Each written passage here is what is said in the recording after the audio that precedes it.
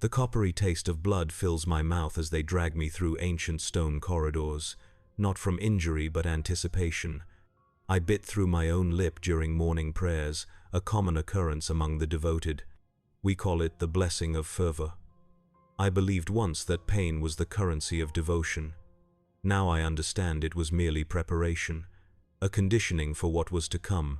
My name is Jorik Ven, loyal acolyte of the Sith Eternal on Exegol for 23 years, and today I have been chosen to ascend, to be of true service to the Emperor.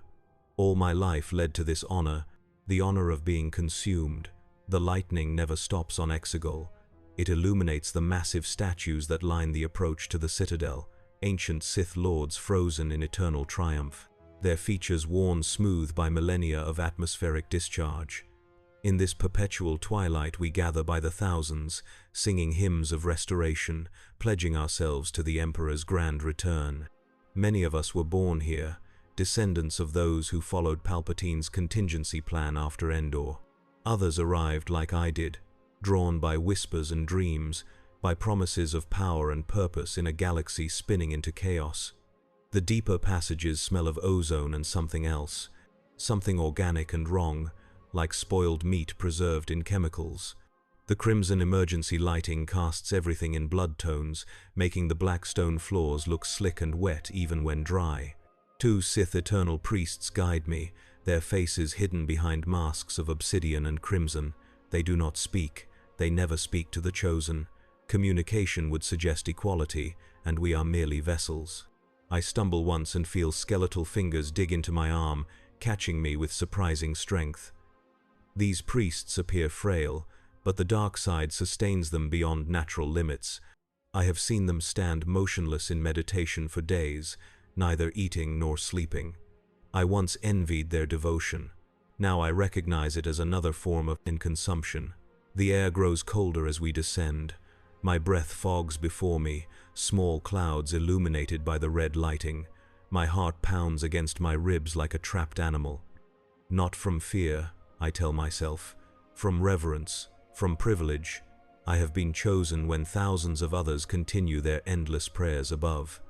I repeat the litany of worthiness in my mind, the mantra all acolytes learn upon arriving at the Citadel. Through sacrifice I serve, through service I am eternal. Through eternity I become one with the dark side.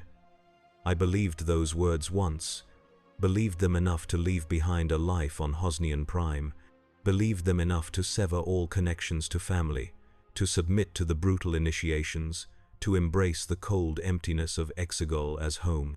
I wonder now if doubt always lingered beneath my devotion, a cancer growing alongside my faith.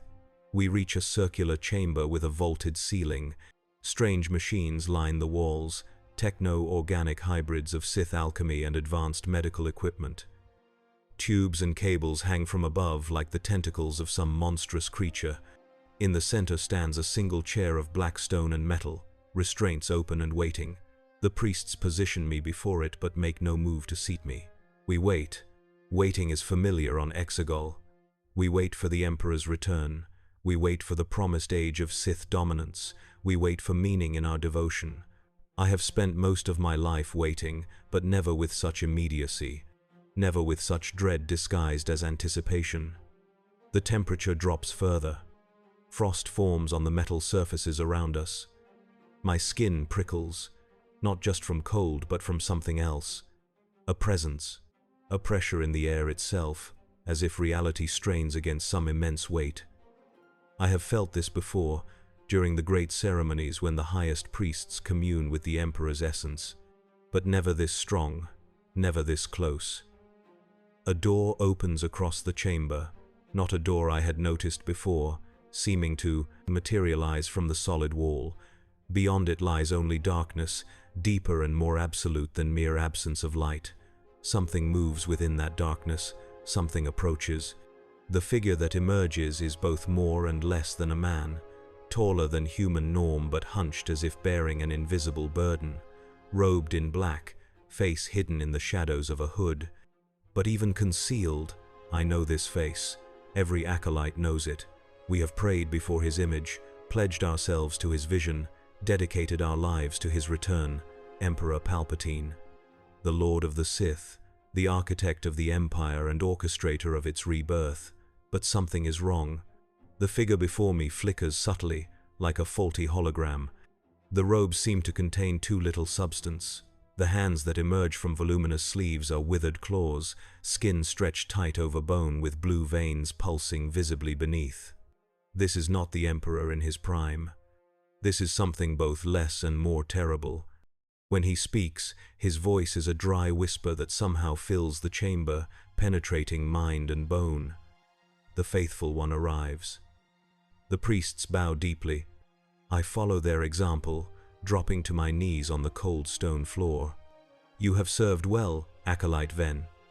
The Emperor glides forward, his movements too smooth, as if he floats rather than walks.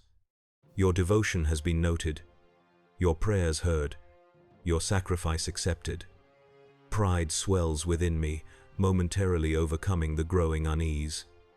I have been recognized, personally acknowledged by the Emperor himself. How many acolytes live their entire lives without such honor? "You stand at the threshold of true purpose," he continues, "the culmination of your journey." I keep my head bowed, but I can sense him circling me, evaluating. The cold intensifies with his proximity. "Look upon me, faithful one," I raise my eyes. Beneath the hood, the Emperor's face is a ruin. Skin gray and sagging, eyes sunken yet burning with yellow fire. Parts of his visage appear to be decaying, while others show evidence of reconstruction. Not the work of medical droids, but something cruder, something unnatural. His features shift subtly, as if struggling to maintain cohesion. "Do you fear what you see?" he asks. Truth dies on my tongue. "No, my Emperor." A smile splits his ruined face. "A final lie in service to your master. Acceptable." He gestures to the priests, who move to take my arms again. They guide me to the stone chair. The restraints close around my wrists and ankles automatically, cold metal biting into flesh. "Flesh fails," the Emperor says, moving to stand before me. "Even mine, even strengthened by the dark side. But the Sith are not bound by such limitations. We have conquered death itself." The machines around the chamber hum to life. Lights flicker across control panels. The tubes descend from the ceiling, hovering near me like predators considering where to strike. "The cloning technologies are imperfect," Palpatine continues. "The vessels decay. They cannot contain my power for long. But there are other methods, ancient methods. The transference of life force, of essence. Understanding blooms like ice in my veins. Not an honor, not an ascension. I am not here to witness. I am here to be used. I have lived many lives, faithful one, worn many bodies, and each transition requires catalyst, requires fuel." His withered hand reaches out to touch my cheek. His skin feels like parchment, cold and dry, but underneath pulses something else, something hungry, requires sacrifice. The tubes descend, needle tips puncturing my skin at precise points, at my throat, my wrists, my temples. Pain flares bright and immediate, then fades to a curious numbness. The machines begin to pulse, drawing something from me. Something more fundamental than blood. I can feel it flowing out, a draining more profound than physical. "The Force flows through all living things," Palpatine says, his voice somehow both farther away and more intimately close. "But not equally. In some, it runs stronger, those with potential for sensitivity, for power, even untrained. Like you, Acolyte Ven, did you think your dreams were coincidence?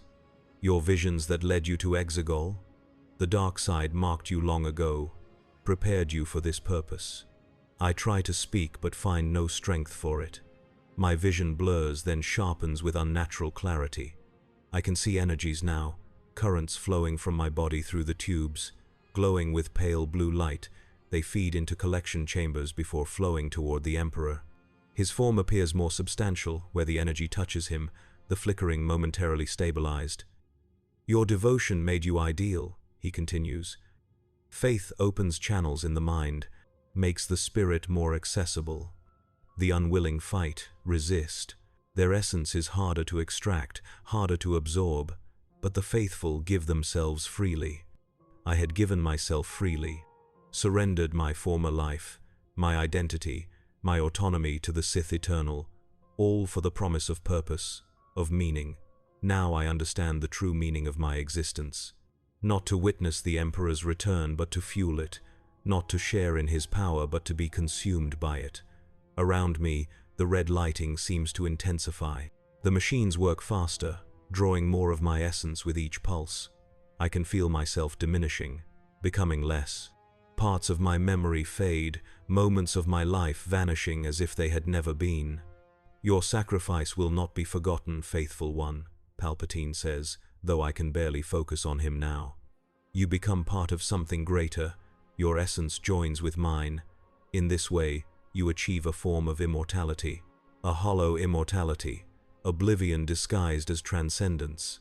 I try to summon anger, betrayal, but those emotions require a strength I no longer possess. All I can manage is a single question, pushed through numb lips with the last of my will. How many before me? The Emperor's ruined face splits in what might be a smile. Thousands, and thousands more shall follow. The faithful are numerous, and my need is eternal. Thousands, all believing as I did, all ending as I am ending. Not in glory but in quiet horror, realization coming too late. The cruelest part is that I still feel the pull of devotion. Years of conditioning do not vanish even in the face of truth. Part of me still wishes to please him, to be the perfect sacrifice. That part disgusts me more than Palpatine himself. As consciousness begins to fade, I see beyond the Emperor, see the darkness from which he emerged. It is not empty as I first thought. Shapes move within it, hundreds of them. Identical robed figures, each with the same ruined face in varying stages of decay. Failed vessels, imperfect clones, a legion of Palpatines waiting for renewal, waiting for sacrifices like me. The last thing I hear before darkness takes me is the Emperor's whisper, though whether with physical ears or directly in my fading mind, I cannot tell. Through sacrifice, you serve. Through service, you are eternal. Through eternity, you become one with me. The darkness recedes. Consciousness returns, though different, fragmented. I feel disconnected from physical sensation, yet aware of my surroundings in a new way. I perceive the chamber not through eyes, but through some other sense. Energy patterns, force currents, the bright flames of living beings moving about the space. Am I dead? Is this what follows for those sacrificed to the Emperor? Some half-existence in the netherworld of the Force. But no, I still perceive the physical realm too clearly for that. Gradually, understanding comes. I am still in the chamber of sacrifice, but no longer in the chair, no longer in my body at all. My consciousness has been transferred, but not fully absorbed by the Emperor. Something went wrong with the process. Or perhaps this intermediary state is normal, a transitional phase before complete consumption. I exist now within the machines themselves. My essence stored in the crystalline memory cores that line the chamber walls. From here, I can observe but not interact, witness but not intervene, a ghost trapped in crystal and circuitry. Time passes strangely in this state. Moments stretch into eternities. Eternities compress into seconds. I watch as they remove my empty body from the chair. Nothing remains of Jorek Ven but a husk, withered and aged beyond recognition, as if decades passed during the extraction. The priests treat it with no ceremony, disposing of it down a chute that leads to the lower levels. I sense, rather than see, where such husks end up. A vast chamber far below, filled with thousands of similar remains. The graveyard of the faithful. New acolytes are brought in, one after another. Some struggle against their fate, having discovered the truth too late. Others go willingly, ecstatic, until the moment the extraction begins. Each time, I feel their essence pulled through the machines, feel fragments of their consciousness brush against mine as they pass, confused and terrified in those final moments before absorption. I try to reach out to them, to warn them, but I have no voice here. No means of communication. I am merely a witness, a fragment of awareness preserved by some quirk in the machinery, perhaps a fault in the calibration. Perhaps the Emperor's weakened state preventing complete absorption. The Emperor returns periodically to the chamber. Each time his form appears slightly more substantial, the flickering less pronounced. The sacrifices are working, restoring him incrementally. Yet it is never enough. His stolen vitality fades within days, requiring fresh infusions, an addiction to life force with an ever-increasing dosage. Between extractions, when the chamber stands empty, I explore the limits of my new existence.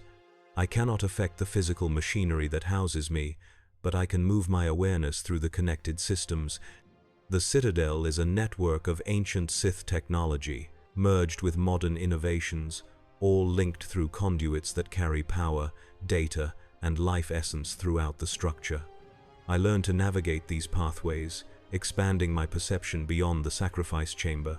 I witness the daily operations of the Citadel, the endless rituals performed by thousands of acolytes in the upper levels, the grim work of the Sith eternal priests in the laboratories and meditation chambers below, the clone engineering facilities deeper still, where new vessels are prepared for the Emperor's consciousness, each failing to remain stable for long.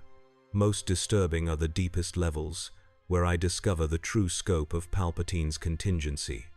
A vast shipyard hidden beneath the surface of Exegol, where star destroyers of unprecedented size are being constructed, each equipped with planet-killing weapons, a fleet to retake the galaxy when the Emperor regains his strength. Time continues its strange flow. What might be months or years pass as I observe. I learn to recognize patterns in the energy flows of the Citadel, learn to predict the timing of sacrifices, the movement of priests, the periodic deteriorations in the Emperor's condition that necessitate new infusions of life force. And I learn something else, something unexpected. My fragmented consciousness is not alone in the system. Others like me exist, partial essences of previous sacrifices that were not fully absorbed. Most are barely aware, mere echoes of their former selves. But some have retained coherence, as I have. Together, we form a silent community of witnesses, trapped between life and death, between existence and absorption. We cannot communicate directly, but we can sense each other, share awareness. And slowly, painfully, we discover that our collective presence creates patterns in the energy flows. Subtle fluctuations that go unnoticed by the Sith eternal priests, but that we can manipulate with concentrated effort. It begins as simple variations in power distribution, lights flickering in unused corridors, temperature fluctuations in empty chambers. Nothing that would raise alarm, merely oddities attributed to the ancient and complex systems of the Citadel. But over time, our control grows more refined. We learn to divert small amounts of the extracted life force during the sacrificial process. Not enough to disrupt the procedure or alert the operators, but enough to strengthen our own fragmented consciousnesses.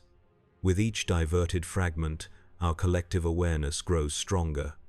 Our ability to affect the systems expands. And we begin to plan.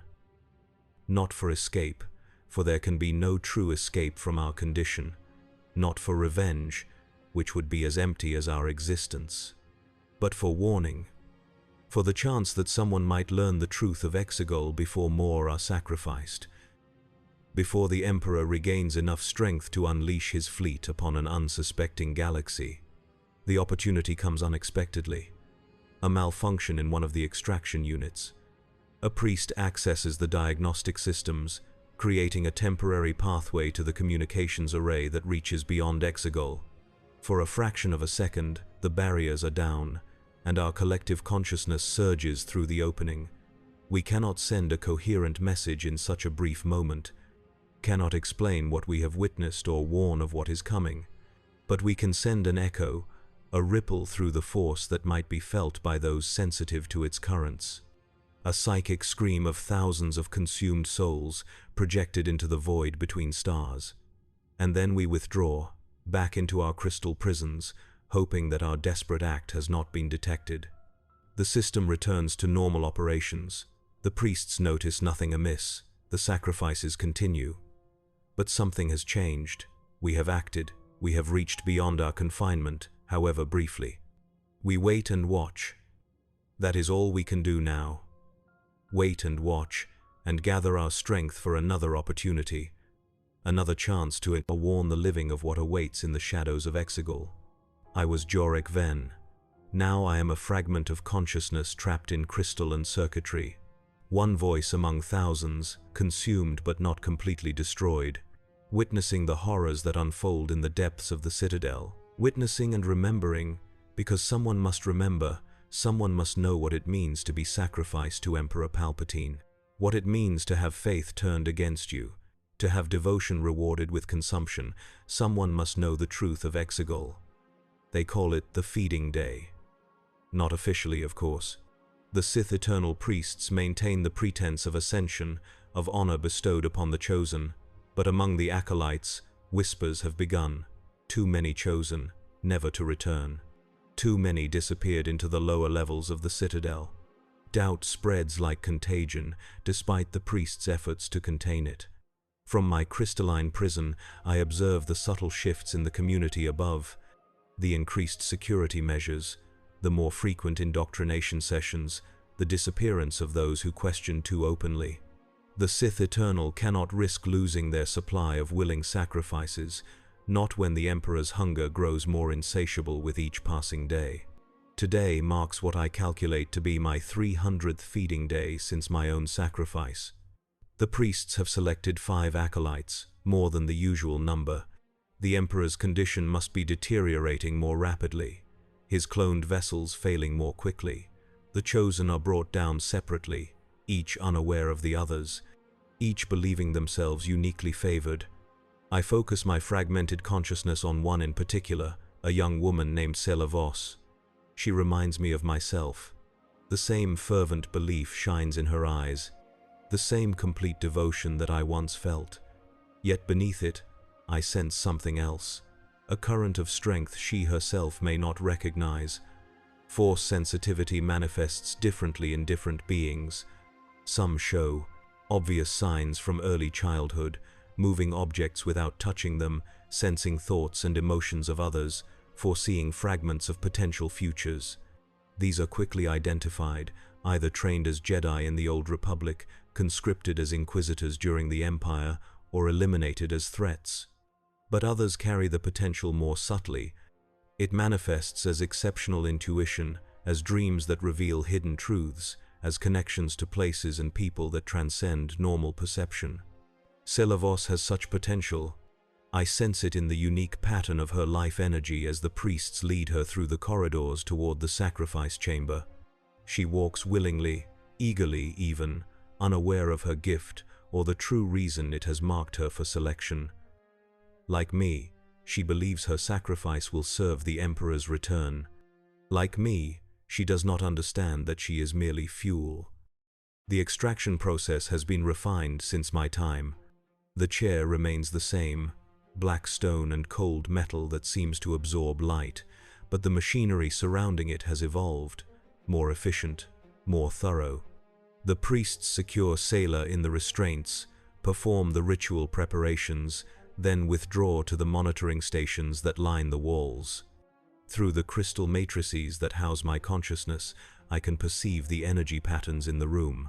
The steady hum of the extraction devices, the nervous anticipation of the priests, the bright flame of Sailor's life force contained within her physical form. And approaching from the lower levels, the hungry void that is the Emperor's current vessel, drawn by the promise of fresh energy to consume. He enters as he always does, emerging from shadows that seem deeper than natural darkness. His form appears stronger than during my own sacrifice, more substantial, though still with that subtle flickering at the edges. The priests bow deeply. Sailor gasps, eyes wide with recognition and religious awe. The faithful one arrives, Palpatine intones. The ritual words unchanged in all the hundreds of sacrifices I have witnessed, but something is different this time. As the Emperor circles Sailor, evaluating his latest fuel source, I sense a ripple in the energy patterns of the room. A momentary fluctuation in the crystal matrices that house my consciousness and those of the other trapped fragments. The collective awareness of the sacrificed stirs, responding to something in Sailor that we have not encountered before. Her force sensitivity resonates at a frequency that creates harmonic patterns in our crystalline prison. For the first time, a path opens between our fragmented consciousness and that of a living being. I focus my awareness, gathering the diffuse elements of what was once Jorik Ven into a concentrated effort. The other fragments sense my purpose and add their strength to mine. Together, we reach out through the resonant frequencies, seeking connection with Sailor's mind. The Emperor continues his ritual speech, unaware of our efforts. You stand at the threshold of true purpose, the culmination of your journey. Sailor's expression shifts subtly. Confusion flickers across her features. She hears something, senses something beyond the Emperor's words. Our collective consciousness pushes harder, straining against the boundaries that separate us from the living. Run. The warning forms in our shared thoughts. Danger, death, consumption, not ascension. Her eyes widen. She looks around the chamber, seeking the source of the voice that only she can hear. The Emperor pauses, sensing the disturbance.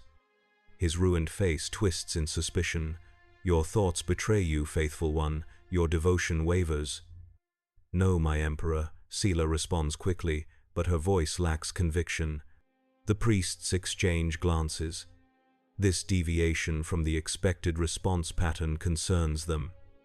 The sacrifice must be willing, must open themselves completely to the extraction process for maximum efficiency. Resistance creates complications, reduces the yield of life energy that can be harvested. The Emperor moves closer to Sailor, his withered hand extending toward her face. Let me see what troubles you. I recognize the gesture. I have witnessed it hundreds of times. The Emperor will penetrate her mind, strip away her doubts, reinforce her conditioning until she is once again the perfect willing sacrifice. We cannot allow it. Not this time. Our collective consciousness surges through the resonant connection, no longer a whisper but a flood of images and sensations. We show Sailor the truth. The thousands of husks discarded in the chamber below, the fates of all who came before her, the reality of what awaits. Sailor screams. Not in fear but in outrage, in betrayal. The sound echoes through the chamber, startling the priests. The Emperor withdraws his hand, surprise momentarily overcoming his hunger. What deception is this? He hisses. In that moment of distraction, our consciousness makes a desperate gamble. We cannot physically affect the restraints that hold Sailor, cannot open them or break them through direct action, but the Citadel systems are interconnected in ways the Sith Eternal themselves do not fully understand. The life extraction machinery connects to power distribution networks, to environmental controls, to security protocols. With concentrated effort, we create a power surge in the extraction system, not enough to damage it permanently, but enough to trigger emergency safety protocols. For 3 precious seconds, the restraints disengage. It is all the time Sailor needs. Whether through instinct or the force guiding her movements, she lunges from the chair before the priests can react. One moves to intercept her, and she strikes with surprising effectiveness. Years of physical conditioning in service to the Sith Eternal now turned against them.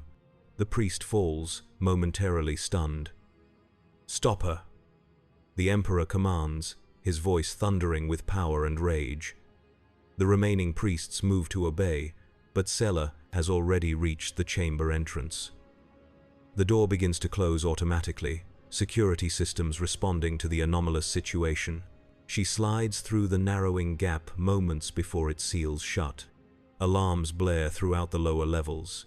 Security protocols activate, doors lock down. The Emperor's fury manifests as crackling energy that dances across the surfaces of the chamber, damaging equipment and causing the priests to cower in fear. Find her, he snarls. Bring her back. Through the network of systems that permeate the Citadel, we track Sailor's desperate flight. She moves with purpose, ascending through service corridors and maintenance shafts rather than main passageways. Whether guided by her latent force sensitivity or by some knowledge gleaned from our collective consciousness, she avoids the security teams dispatched to recapture her. But escape from Exegol is not simply a matter of eluding pursuit. The planet itself is hidden in the unknown regions, its location obscured by navigational hazards and dark-side energies. The Citadel has limited landing facilities, all heavily guarded and restricted, and beyond them lies the harsh, lightning-scarred surface where no unprotected human could survive for long. Sayla seems to understand this. She does not head for the upper levels where the landing bays would be. Instead, she descends, moving deeper into the Citadel than even most priests are permitted to go. She is heading for the shipyards, the massive construction facilities where the Emperor's secret fleet is being assembled lie beneath the surface of Exegol, hidden from any eyes that might pass above. There, star destroyers of unprecedented size are prepared for the day when Palpatine will reveal himself and reclaim the galaxy. Each vessel equipped with planet-killing weapons, each requiring only crew to be ready for deployment. Security in the shipyards is focused on preventing external discovery, not internal access. The Emperor's contingency plan assumes absolute loyalty from the Sith Eternal, assumes no one within the Citadel would betray their purpose. Sayla reaches the upper gantries of the shipyard without encountering resistance. From this vantage, the true scale of the operation becomes apparent. Dozens of massive star destroyers in various stages of completion fill the cavernous space. Specialized droids and devoted workers swarm over the hulls, installing systems and weaponry. The nearest vessel appears nearly complete, its running lights already active as systems are tested and prepared. Pursuit closes in from above. Security teams descend from the upper levels, having determined Sayla's probable route. She has minutes at most before capture. Through the limited systems access in the shipyard, we communicate one final time, one word, directed at the nearest star destroyer. Coordinates embedded within the transmission. Coordinates extracted from navigation data flowing through the Citadel's systems. Coordinates to the New Republic. Escape. Whether she consciously receives the message or acts on instinct, Sayla makes her decision. She races along the gantry toward the nearest star destroyer, its boarding ramp lowered for a scheduled inspection. Alarms continue to sound throughout the facility. Security forces appear at multiple access points, converging on her position. She reaches the ramp moments before they can intercept her. Blaster fire erupts, bolts of energy scorching the metal near her feet. She stumbles but does not fall, disappearing into the massive vessel. What happens within the Star Destroyer, we cannot directly observe. The ship's systems are isolated from the main Citadel network, designed to function independently once deployed. But we can witness the external signs. The boarding ramp retracts. Engine systems engage. Massive repulsors activate, lifting the colossal vessel from its moorings. Security teams fall back in confusion. This deviation from protocol exceeds their restricted contingency planning. No one expected a single infiltrator to commandeer a fully armed Star Destroyer. Power surges through the shipyard as emergency containment systems activate. Massive doors begin to close above the facility, designed to prevent unauthorized launches, but they move too slowly. The Star Destroyer rises with increasing speed, engines glowing with gathering power. It smashes through the partially closed doors, metal shrieking as it tears. Debris rains down on the shipyard below. The vessel continues its ascent, breaking through the layers of rock and soil above, erupting onto the storm-ravaged surface of Exegol. From there, our limited perception cannot follow. We can only hope. Hope that Sayla navigates the treacherous route away from Exegol. Hope that she reaches New Republic space with her warning. Hope that someone will believe her account of what transpires in the shadows of the Sith Eternal Citadel. The Emperor's rage cascades through the Citadel systems like a virus, corrupting data, overloading circuits, destroying equipment in his blind fury.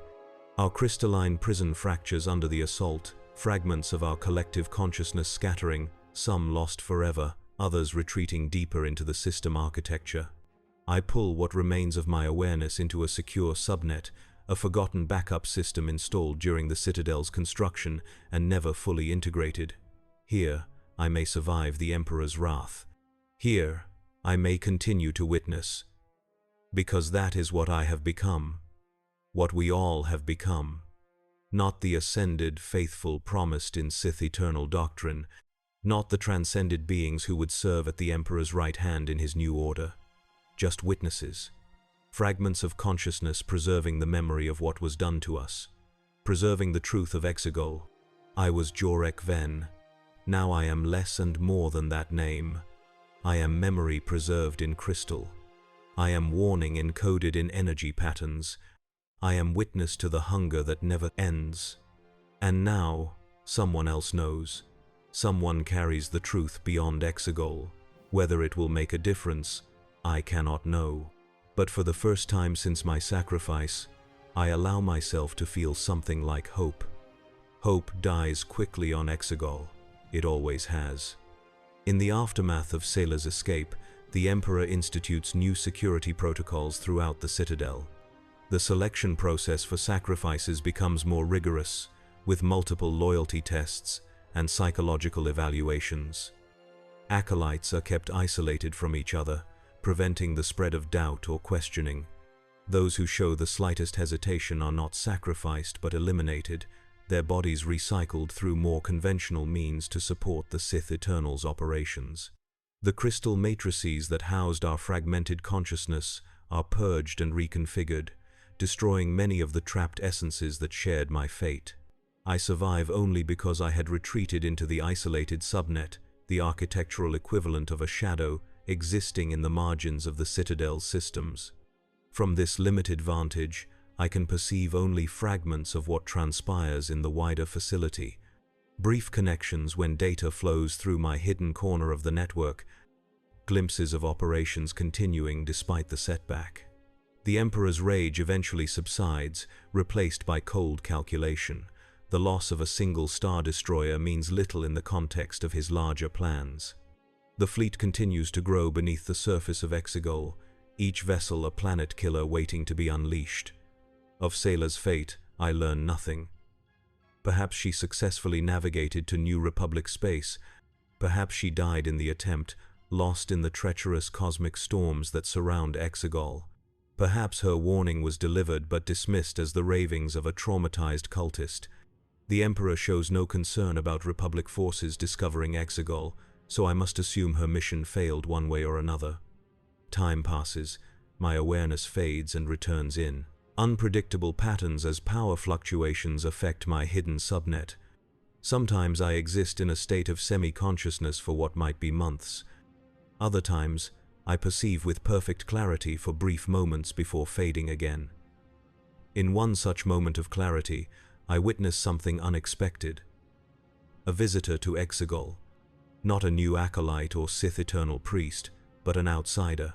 A man with cold eyes and a military bearing, wearing an unfamiliar uniform. He is escorted through the upper levels of the Citadel by Sith Eternal priests who show him deference but not the reverence they reserve for the Emperor. I catch only fragments of conversation as they pass near systems connected to my subnet. Words that make little sense without context. First Order, Supreme Leader, Alliance. The visitor is brought to observe a sacrifice but shows no reaction to the horror of the extraction process. He discusses technical specifications with the priests afterward, focusing on power requirements and resource allocation. More time passes in the fractured way I now experience it. More visitors come. Military officers, engineers, scientists. The activity in the shipyard increases. New materials arrive through carefully hidden supply chains. The fleet grows larger, more sophisticated. And then, during one of my periods of clearer perception, I sense a disturbance in the energy patterns that permeate the Citadel. Something fundamental has changed in the wider galaxy. The Emperor's presence, always a cold void at the center of Exegol's operations, flares with renewed purpose. The sacrifices increase in frequency. The extraction processes run continuously, feeding more life essence into the Emperor's current vessel than ever before. preparation for something momentous. Through fragments of data passing through nearby systems, I piece together what has occurred.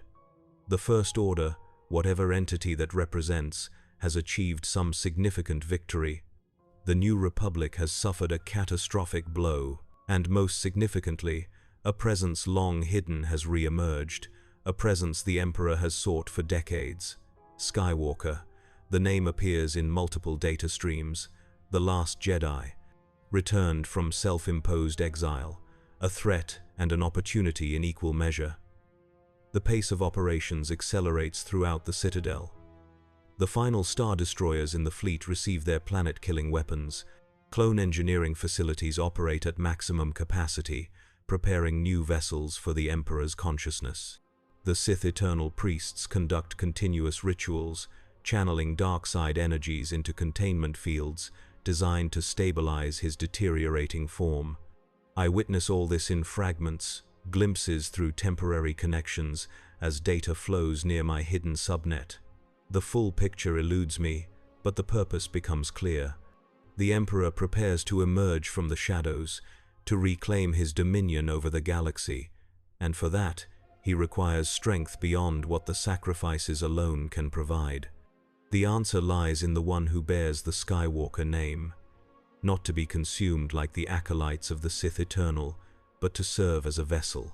A powerful, force-sensitive vessel that might finally contain Palpatine's essence without the rapid deterioration that plagues his cloned bodies. The irony does not escape me. Even the Emperor, with all his power and knowledge of Sith alchemy, remains a prisoner of flesh. As I am a prisoner of crystal and circuitry, he is bound by the limitations of biological form, his spirit too powerful, too corrupt with dark side energies to inhabit conventional bodies for long. Each vessel burns out quickly, requiring endless sacrifices to maintain even temporary stability. More military officers arrive on Exegol, bearing insignia of the First Order. They speak of battles won and lost, of resistance crushed and yet still fighting, of plans for the final order that will bring the galaxy to heel once and for all. And beneath it all, beneath the military preparations and the sacrificial rituals and the constant hunger of the Emperor, I sense fear, not from the acolytes or the priests, who remain blind in their devotion, but from Palpatine himself. Fear that even now, even with his fleet of planet killers and his legions of loyal followers, he might fail again. Fear of the same bloodline that undid his first empire. This fear manifests in increased security throughout the Citadel, in more stringent control of information, in purges of acolytes who show even the slightest hesitation in their duties, and most significantly, in a renewed focus on the extraction process itself. The Emperor demands more efficiency, more complete absorption of life essence from each sacrifice. The priests modify the crystal matrices that store and channel the extracted energy, reconfiguring them to prevent any residual consciousness from remaining. Any fragments like myself that might persist after the process, they cannot know that I survived their previous purge, hidden in my isolated subnet, but they work to ensure no others will follow my path. I observe these modifications with what might be called sadness, if such emotions still held meaning in my fragmented state. The new matrices are more efficient indeed, more thorough in their consumption. The sacrifices that follow leave nothing behind, no lingering awareness, no witnesses to their passing. I am alone now. The last fragment of consciousness that remembers life before extraction, the last one who knows the truth from both sides of the process.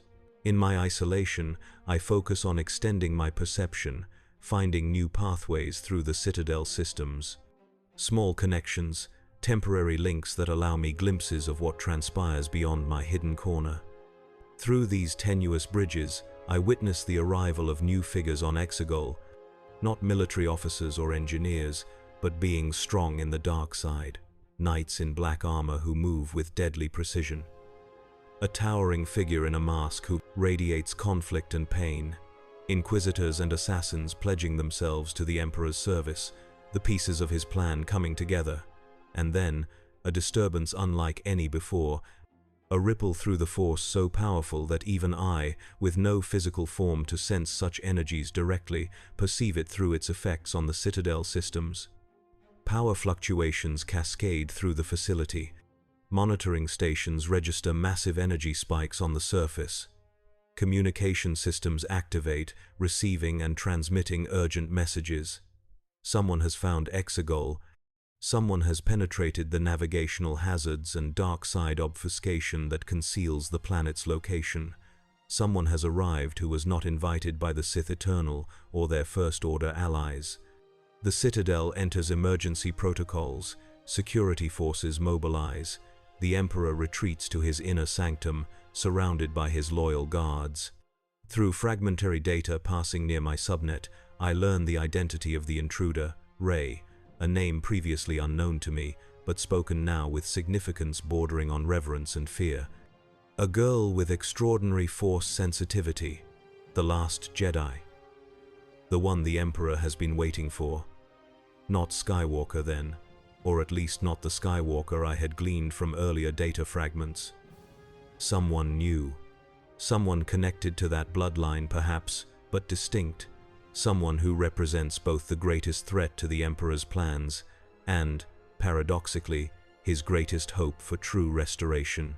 The confrontation that follows remains mostly hidden from my limited perception. I catch only echoes, system alerts, and communication fragments.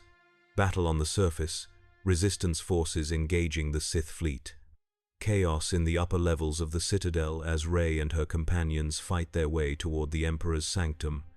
And then, silence. Systems throughout the facility enter standby mode, waiting for outcome and new directives. The usual data flows cease, leaving me in isolation more complete than any I have experienced since my sacrifice. When connection finally returns, everything has changed. The energy patterns that permeate the Citadel fluctuate wildly. The orderly flows of power and information that characterized the facility's operations for so long have been replaced by cascading failures and emergency rerouting. Damage control systems activate throughout the structure. Evacuation protocols initiate in the lower levels. Most significantly, the cold void that was the Emperor's presence is gone, not diminished or relocated, but absent entirely. In its place, a shockwave of released energy ripples through the Force, so powerful that it manifests as physical effects on the Citadel's systems. Palpatine is gone, truly gone. Not merely a vessel destroyed while his essence retreats to another clone, not temporarily diminished while gathering strength for return.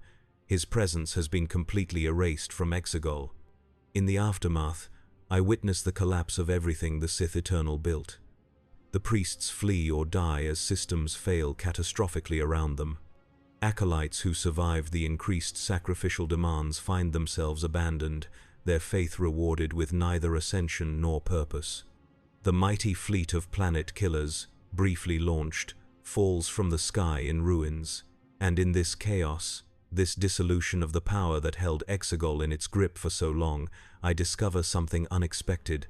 The barriers that confined my fragmented consciousness to my hidden subnet weaken.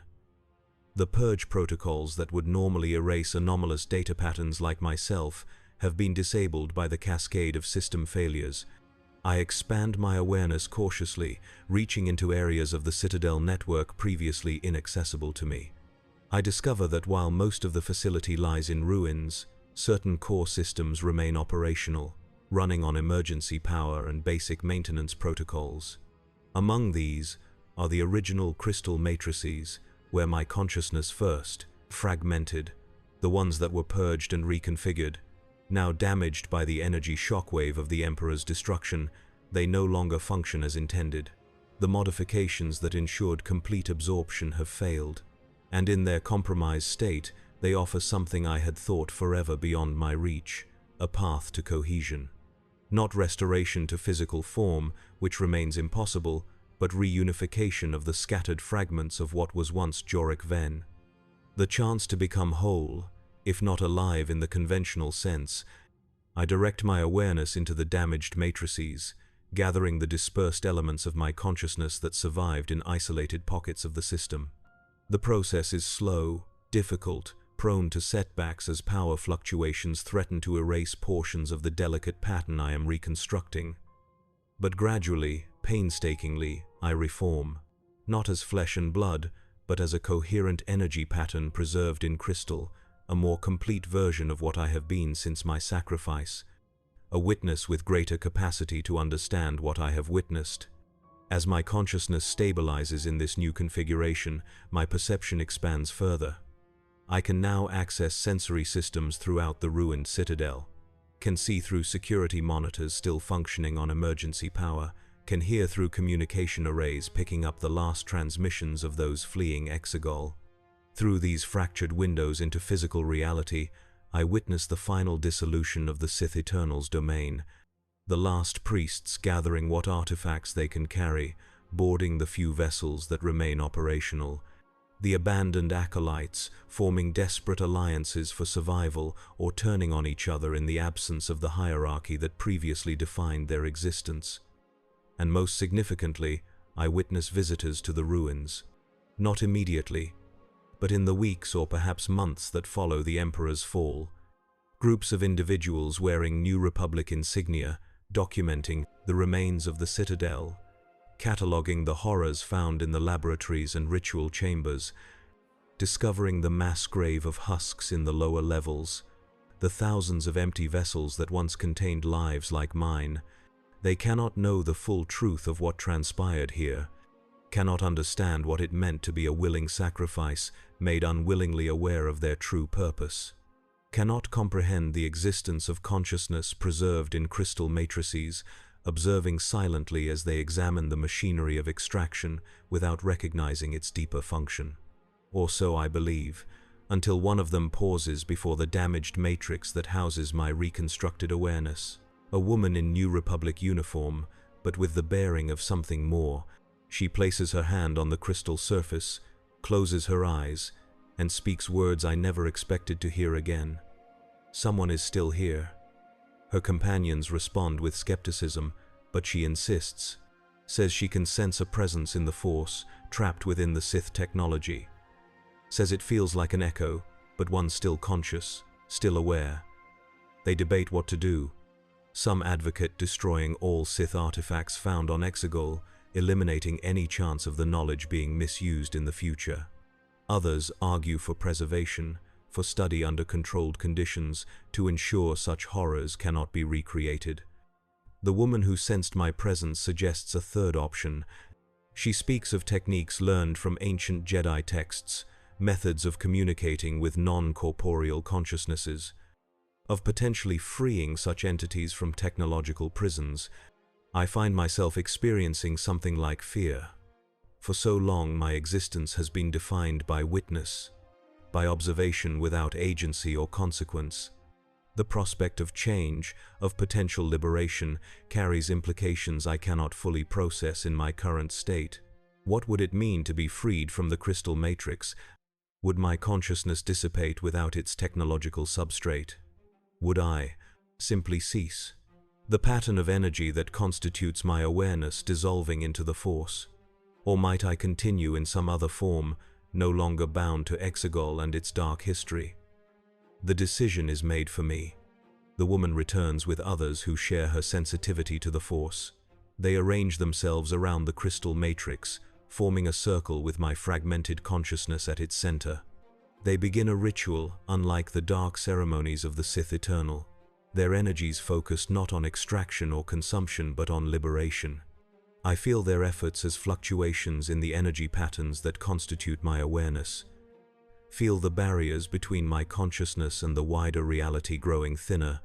Feel myself becoming less defined by the crystal that has housed me since my sacrifice. As the ritual reaches its culmination, I experience a sensation of expansion, of boundaries dissolving, of awareness extending beyond the confines of technology. For a moment, I perceive reality directly, not through the limited sensors of the Citadel systems, but through the Force itself. See the truth of Exegol and those who now work to cleanse it of darkness. Understand the full scope of what the Emperor sought and how he was ultimately defeated. And then, release. My consciousness no longer requires crystal or circuitry to maintain cohesion. I exist now as pure energy pattern, sustained by the Force rather than technology. Not alive in the biological sense, but not truly dead either. Something between, something other. A witness still, but no longer confined to observation alone. In this new state, I find I can communicate, after a fashion. Not through words or conventional language, but through impressions, emotions, knowledge, transferred directly to those sensitive to such things. I share what I witnessed during my long imprisonment, the truth of the sacrifices, the nature of the Emperor's consumption, the thousands of lives converted to fuel for his ambition. They receive these truths with horror, with compassion, with determination that such knowledge will help prevent similar atrocities in the future. They offer what comfort they can to a consciousness that exists beyond normal means of solace, and they offer a choice. I can remain on Exegol, helping them understand what transpired here, serving as living memory of what the Sith Eternal wrought. Or I can depart, seek whatever peace or purpose might exist for an entity such as I have become. The decision requires no deliberation. I have witnessed enough of Exegol, have spent too long in the shadow of sacrifice and consumption. Whatever existence awaits beyond this place, it offers at least the possibility of something other than bearing witness to horror. I convey my choice, and they understand.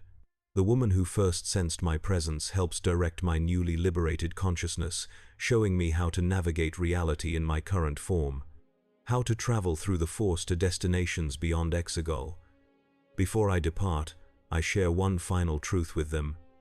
My name, not as designation or identity, but as memory preserved, as acknowledgement that what was sacrificed to the Emperor was not merely life force or energy, but a being with history and awareness.